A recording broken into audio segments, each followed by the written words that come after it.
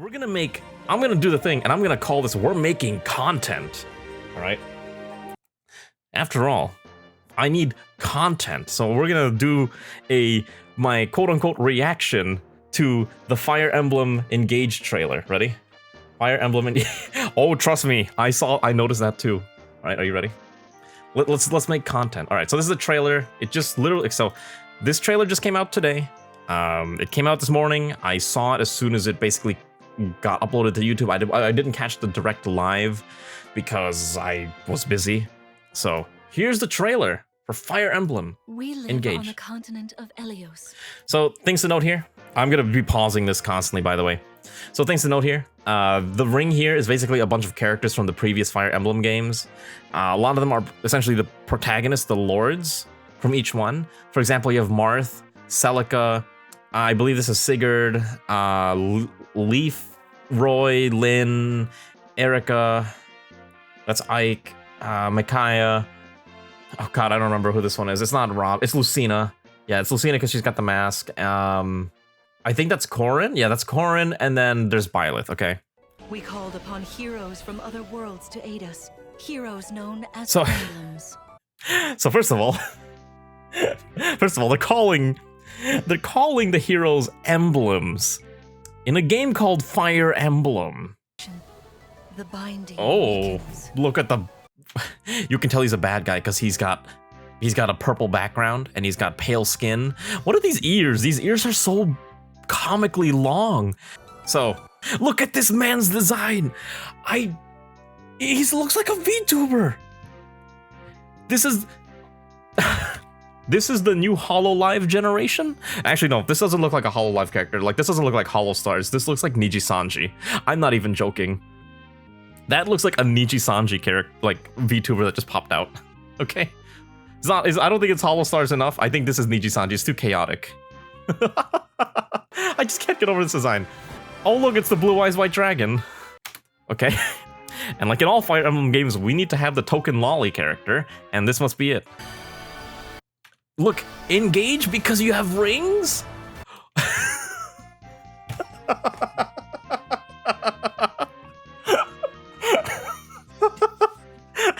Oh god, wait. I just want to point out this man's like by the power of my ring, I summoned Marth. It's like some Green Lantern or Captain Planet nonsense. Oh my god. What I saw earlier in this trailer is that it's basically like their stands.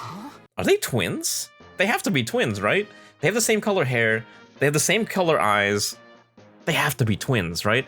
He's probably like some kind of mage or mercenary type, and this one, she's probably like a hunter type. Looks like Merryweather. Oh, he does look like Wait. Hold on. Oh my god, wait, you're actually correct. He actually looks like Merryweather. Wait, I hate that you said that. Oh my god. Oh my god, he really does.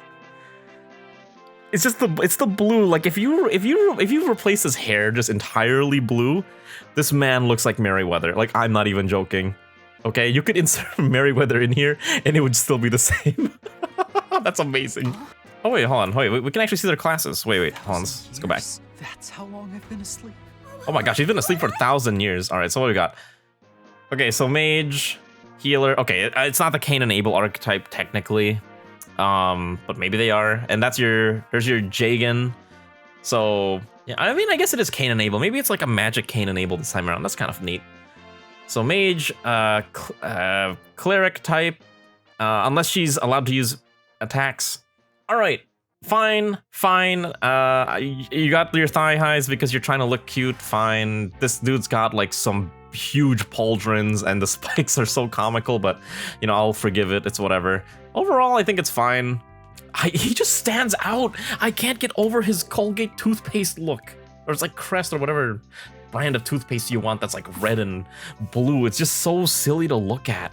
I think it's just too much red and blue, okay? By the way, like, look at the, like, I will say the UI looks fine. The UI is kind of basic. I'm glad they have the mini-map. I'm glad there's a mini-map in the corner. This is actually such a really big deal. I know in a lot of the Fire Emblem games where you don't have two screens, so essentially, basically everything that's not Awakening Fates or Shadows of Valencia, constantly pulling up the minimap is you're gonna do something a lot, but having it available here it's fine. Yeah, as Suno was saying, if you just remove one of the two primary colors on this design, and it would be fine. Like if you just had all blue or all red, I would even say like you could have primarily blue with like maybe a red streak or like a few red highlights, but you can't, not like this. Yeah, it is Picasso, so I'm well aware that that's how they do it. You know, it's like that's just their design, like they have the split colors. What are we fighting? The Corrupted. What is the Corrupted? Overall, okay, so we still have to deal with hit chance, crit chance, and damage, UI, Iron Lances. Okay, cool thing that they brought back Weapon Triangle. The other thing that's really nice that I'm seeing in the UI is that it tells you exactly, here's how much damage you do, here's how much they damage do on the clapback, and here's how much damage you do on the second attack if you get a second attack. That's kind of nice. A divine dragon, a member of a royal family. Okay, the frame rate here actually looks way better than Three Houses. Like, the frame rate actually looks pretty good. The war. It's still a little janky, but it's not the worst. Okay, this is cool. So in Three Houses, you actually had... So Three Houses introduced the concept of punching weapons, okay? So Three Houses introduced the concept of punching weapons. The problem is that the classes that primarily use punching weapons, like, yeah, it's War Master, but the problem is that War Master was male exclusive. So the classes that could use fist weapons, like, females didn't have access to it. In the same way, male characters didn't have access to certain female exclusive classes like Pegasus Rider, right, or Pegasus Knight. They were kind of locked out of it. Now it seems like this game you actually have characters that, like, female characters that can use punching, because this is like the main girl that we saw at the beginning, right? Like you can see she's got the, you can identify her, she's got like the thigh highs with like the hot pink bands and spats, and now she's just gonna beat up this guy. That's kind of neat. I like that. Generals, Pegasus Knight, critical animations look fine. Right. Okay, so this is the mechanic. This is the mechanic, okay.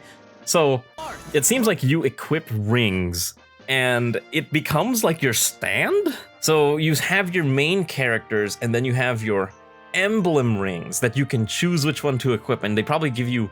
It seems like they give you different skills, right? We can see that, like, here Marth is giving Perceptive, Break Defenses, Divine Speed, and Lodestar Rush, which, you know, and as well as you can see on the left hand here, some stat increases as well. Dexterity, speed. His class is Dragon Child. Oh my gosh, he's another dragon protagonist. It's Corrin all over again. Why? You like the mechanic because it looks like paramechanic instead of wasting one of yours. It's a stand.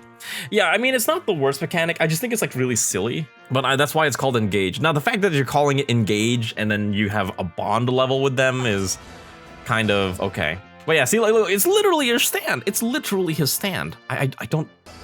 Look, he summons Marth, okay? And he's like, all right, now we're gonna fight together. It's literally a stand. This guy is so bishy looking. All right, just want to point that out. Just look at this guy. But hey, he's got Sigurd. He's probably a Cavalier. Yeah, he's a Cavalier. There we go. There's his stand. I guess the horse comes with the stand ring as well. Oh god. All right. Okay, this is the thing I'm already like. The thing I don't like is this ridiculous. You have to walk around and explore the area type thing. I hated this mechanic in Three Houses. This mechanic bored me to death, and it made the game 15 times more tedious than it needed to be. It was obnoxious. I really wish they didn't bring it back. I wish it just kind of flowed from map to map to map, like in the older Fire Emblem games, with maybe a small time in between missions. But this time around, no, we're going back to this free roaming JRPG, interact with NPCs type thing, and I'm not a fan of it. I think in Fire Emblem, I'm not a fan of it. I mean, the settings are pretty though. I mean, you know, it looks nice. Character customization is kind of neat. Okay. Time has come. Now, as one. All right. Emblem, engage! Emblem, engage! Wait, this guy's flying around now. Wait, what? Oh my gosh, this must be his, like, super form. He's like, got these, what is it, magic energy wings? He looks like a Gundam character. It looks cool. I just wish it's not in Fire Emblem. Like, if this was in any other JRPG, I'd be like, yeah, that's fine. In Fire Emblem, I'm like, can we please keep it back down to, like, the, you know, good old fantasy theme, Western fantasy, not like this high-tech futuristic fantasy thing. One strike will decide it all. Oh.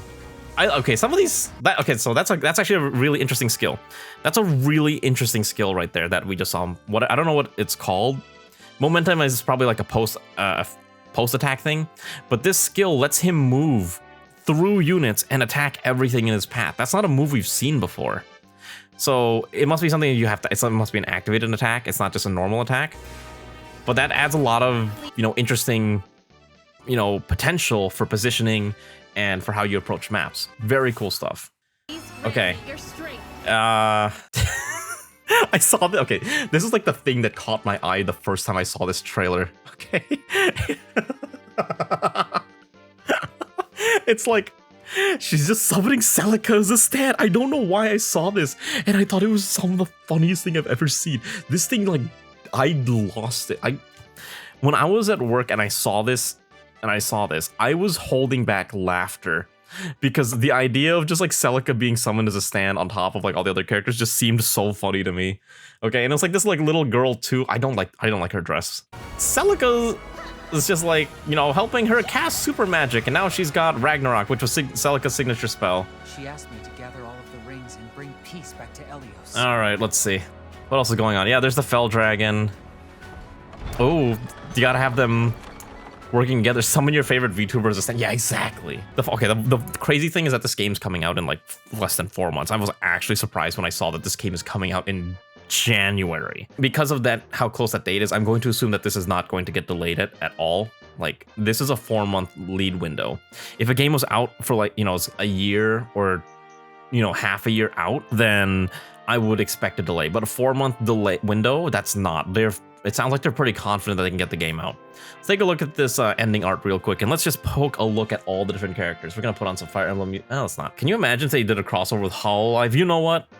I bet you they will. I bet you they will.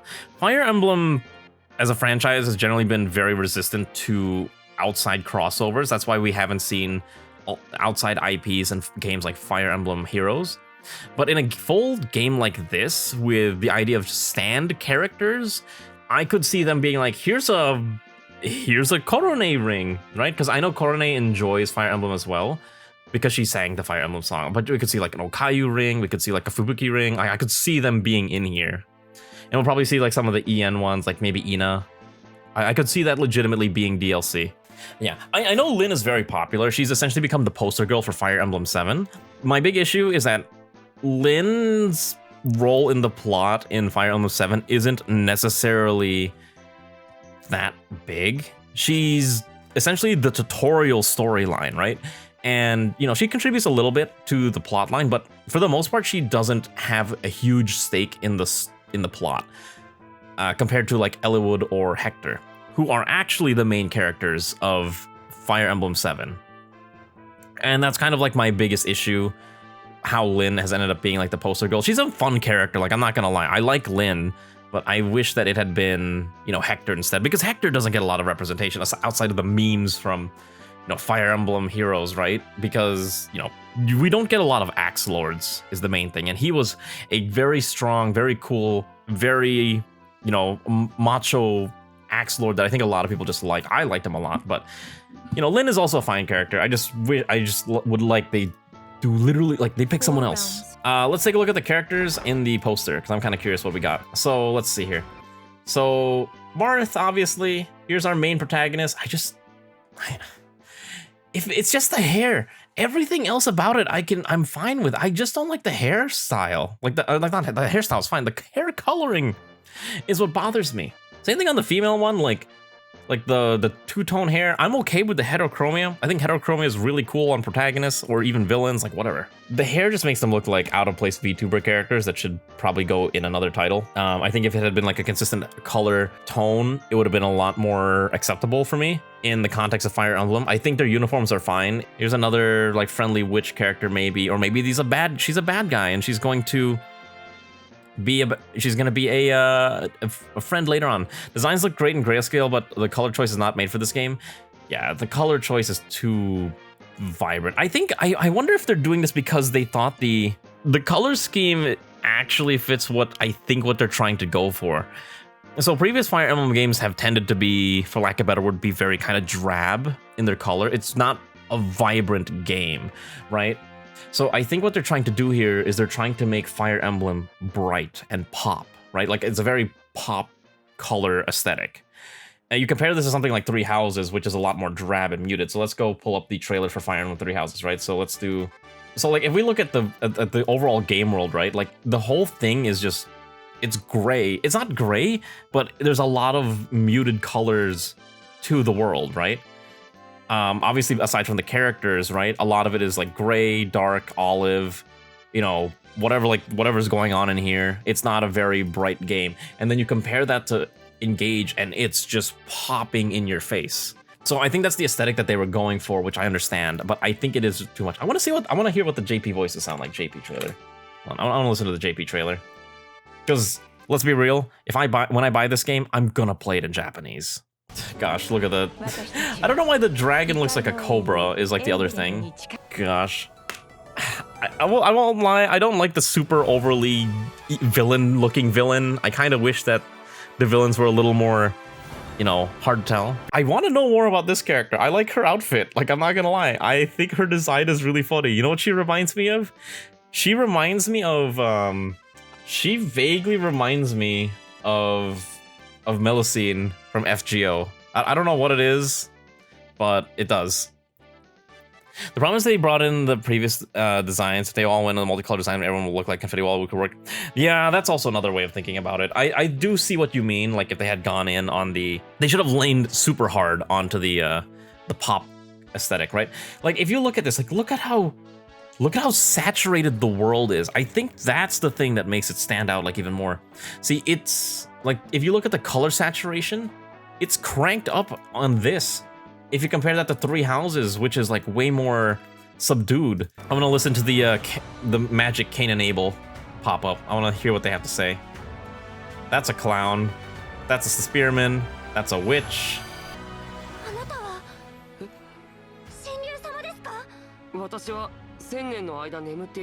Oh my god, wait, I know this voice actor. Wait, I know this voice actor. Wait a second. It's Shimonohito. Yeah, it's Shimonohito. It's Zenitsu from Kimetsu no Yaiba. I'm like 99% sure that's him. I could tell like the instant he said anything, I was like, wait, I know this voice. I gotta double check. I'm like 100%. It is him, yeah. I just googled it. It is actually him. That's crazy. I think from what I understand, what they're doing for this is that they're taking the VAs from Fire Emblem Heroes that they essentially... Wait, don't listen to that again. Don't listen to that again. Engage! I don't know why that sounds so funny. I hate this design, by the way. I cannot get over this. This is like I hate it so much. I'm going to assume like the special form that these characters are employing is like a limited time thing, right? Like they can't do it forever. Wait, hold on. What's this character's name? That's what I want to know. I want to know this character's name. She's cute. I like her design. 10 out of 10 right here. I can already hear people. I can already hear Suno screaming about like ah. I knew you were gonna say something. I knew you were getting ready to say something. So what I understand is that they were actually taking the VAs from Fire Emblem Heroes, and they were essentially hiring them to revoice the characters in this game. I'm joking, Suno. I don't know what the rest of her design is. I just think, you know, we see some of it early on in the trailer. Let's see, because he's like looking at a tree, right? Let's see. Yeah, like that's her design over there. Like, it's very flowery, kind of angelic. There's like wings on it, kind of cool. The implications of bad guys engaging an old Fire Emblem. Wait, that's okay, Architect, you're actually, wait, hold on. That's not the worst idea. Okay, so two things. In Fire Emblem Shadow Dragon, or the very first Fire Emblem, the plot point is that Tiki kind of gets mind controlled by the main bad guy. He used this ring to mind control Tiki for a while until Marth and company go beat him up and free Tiki. Oh, Garnif, that's his name, Garnif. So it's entirely possible that, you know, this bad guy is gonna summon Garnif or some of the other bad guys from Fire Emblem history, and I think that would actually be kind of a neat idea. Like, unironically, I think that would be a cool twist if they actually do that and not just leave it only strictly for the players to enjoy, you know, seeing these old characters. Wait, he's a ghost. How is he touching the door? You know, I'm not going to question it. Overall, I mean, I'm still going to be buying this game. I have basically every single Fire Emblem special edition that's come out since Awakening, and I feel I am obligated to just continue buying it. Listen, Fire Emblem fans are the ones that hate Fire Emblem the most.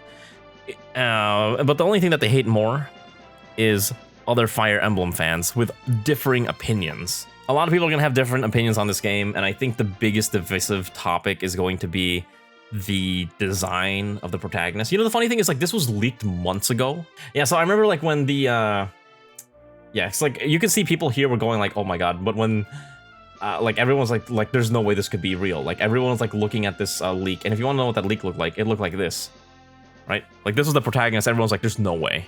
There's no way this can be real. It became real.